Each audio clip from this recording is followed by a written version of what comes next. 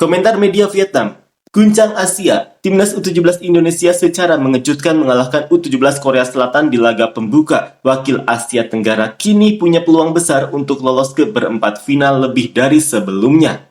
Hasil akhir U17 Korea Selatan 0, Indonesia U17 1. U17 Indonesia membuat kejutan besar melawan Korea Selatan di kejuaraan Asia. Beberapa menit awal babak pertama menyuguhkan duel sengit antara kedua tim meskipun U17 Indonesia dianggap tim yang lebih lemah. Mereka tampil sangat percaya diri. Mereka bermain saling serang dengan U17 Korea Selatan dan menciptakan beberapa peluang berbahaya. Pada menit ke-9, Jung Hee-jung melakukan akselerasi dari sisi kiri dan mendekati gawang Indonesia, namun kiper lawan keluar dengan cepat untuk menggagalkan peluang tersebut. Tak lama kemudian Mirza dari pihak Indonesia mendapat peluang emas saat berhadapan langsung dengan kiper Korea Selatan, namun gagal memanfaatkannya. Memasuki babak kedua, Korea Selatan mulai bermain lebih percaya diri dan menguasai jalannya pertandingan sepenuhnya, namun hari itu tampaknya bukan hari keberuntungan bagi tim berjuluk seragam merah muda, karena mereka gagal memanfaatkan semua peluang berbahaya yang tercipta. U17 Korea Selatan harus membayar mahal atas pemborosan peluang mereka di menit-menit akhir pertandingan. Di dalam kotak penalti, seorang pemain berbaju merah melakukan handball sehingga Indonesia mendapat hadiah tendangan bebas. Evandra gagal pada tendangan pertama, namun dengan sigap menyambar bola muntah untuk memecah kebuntuan. Pada akhirnya, U17 Indonesia meraih kemenangan yang sangat dramatis di laga pembuka melawan U17 Korea Selatan. Kontribusi besar atas 3 poin ini datang dari kiper Dava yang tampil luar biasa dengan serangkaian penyelamatan gemilang. Beberapa informasi menarik dari laga U17 Indonesia melawan U17 Korea Selatan. U17 Korea Selatan jelas lebih diunggulkan dibandingkan Indonesia dalam pertandingan ini, meskipun mereka tidak memainkan laga uji coba sebelum turnamen. Wakil dari negeri gingseng ini diprediksi tetap mampu melewati 3 lawan di fase grup, namun demikian, pelatih kepala tetap sangat waspada terhadap Indonesia. Dalam wawancara sebelum pertandingan, ia menyatakan, Indonesia adalah salah satu tim terkuat di Asia Tenggara dan kekuatan mereka terletak pada keseimbangan antara pertahanan yang terorganisir dengan baik dan para pemain ofensif yang berbakat. Oleh karena itu, kami harus mempersiapkan pertandingan ini dengan tepat. Begitulah berita dari media Vietnam terkait keberhasilan timnas Indonesia U17 melawan Korea Selatan U17. Seperti inilah komentar fans Vietnam. Tim-tim kelompok usia muda Korea biasanya mainnya tidak jelas, beda sekali sama tim nasional senior mereka. Jangan remehkan kekuatan Indonesia dan jangan berpikir bahwa pemain Vietnam lebih jago dari pemain Indonesia. Coba lihat rekor pertemuan, apakah Vietnam benar-benar unggul atas Indonesia. Sebelum era naturalisasi pun, timnas Indonesia sudah lebih sering menang daripada kalah saat melawan Vietnam. Betul banget bro, yang penting sekarang siapa yang menang, ya mereka yang layak dapat pujian. Nggak perlu cari alasan atau meremehkan lawan.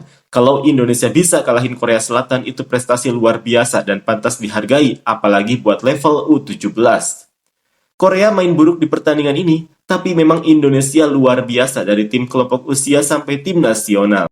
Beberapa orang yang nggak nonton pertandingan U17 Indonesia melawan U17 Korea itu biasanya langsung ngomong, mereka hebat banget, sepak bola Vietnam nggak bisa kayak gitu, dan lain-lain.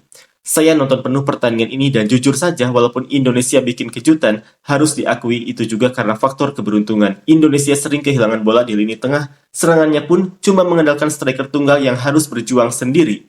Sementara Korea Selatan jangan ditanya, mereka punya banyak peluang dan beberapa kali berhasil menembus pertahanan Indonesia. Tapi sayangnya semua tembakannya malah melambung. Bahkan kualitas penyelesaian akhir kedua tim bisa dibilang lebih buruk dari U17 Vietnam di pertandingan yang dimainkan di waktu yang sama. Menang tetap menang, tapi kalau main kayak gini terus dan nggak ada perbaikan, ketemu Yaman bisa langsung masak auto kalah. Ya ampun, lihat Korea main kayak gitu sih, jujur saja, nggak ada tim Asia Tenggara yang bisa ngimbangin kalau mereka lagi on fire. Cuma yang bikin bingung, kok bisa-bisanya Indonesia nggak kebobolan ya? Itu sih bener-bener hoki tingkat dewa. Lucu sekali, dia menang tapi masih dibilang beruntung. Ini kan turnamen yang jadi ajang lolos ke Piala Dunia usia muda, bukan turnamen sembarangan. Indonesia cuma butuh hasil imbang 1 laga lagi buat lolos ke Piala Dunia. Udah dekat banget tuh. Lagian Yaman juga bukan tim yang istimewa banget. Nggak seheboh itu kok. Kalau mereka Yaman tetap bermain seperti di babak kualifikasi, mereka bisa lebih kuat dari Australia, bakal sulit buat Indonesia. Anak-anak Yaman juga kelihatan kayak curang umur, badannya kelihatan dewasa banget. Kalau ngomongin timnas senior, sekarang siapa sih di Asia yang masih bikin Indonesia gentar? Kecuali Jepang yang emang beda level. Sisanya Indonesia udah bisa saingin kok. Mainnya juga udah sejajar. Cuma tinggal Vietnam saja yang masih muter-muter di level ASEAN kayak AFF Cup sama SEA Games doang. Dan saya bilang terus terang ya, Vietnam kalau ketemu Korea pun nggak bakal megang bola banyak. Apalagi mau dibandingin sama Indonesia sekarang, jauh lah. Indonesia menang karena penalti, udah gitu aja, biar jelas, nggak usah dibikin panjang lebar, banyak yang nggak nonton tapi sok ikutan komentar seakan ngerti banget. Dalam sejarah kelompok usia muda, jumlah pertandingan Vietnam yang menang atau imbang lawan Korea memang lebih banyak dibanding Indonesia. Tapi ujung-ujungnya, apakah bisa melangkah jauh? Atau cuma kemenangan sesaat saja? Indonesia juga sama saja, belum tentu bertahan lama, nggak ada bedanya.